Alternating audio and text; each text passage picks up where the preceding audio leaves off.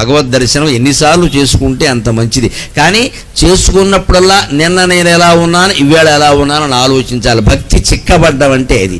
ఊరికే వెళ్ళొస్తూ ఉండడం, నేను రోజు గుళ్ళోకి వెళ్తా, రోజు 108 ప్రదక్షిణాలు చేస్తా, వ్యాయామం అవుతుంది. అంతకంటే శివుడికి నీకు కలిసి వచ్చేది ఏం లేదు. అది ఎక్సర్సైజ్ అవుతుంది, జిమ్ అవుతుంది. నిన్న 108 చేసేసానని చెబుతున్నావు, ఈవేళ 108. ఈ 24 గంటల్లో నీలో వచ్చిన మార్పు ఏమిటి? అబద్ధాలు ఆడడం మానేసావా?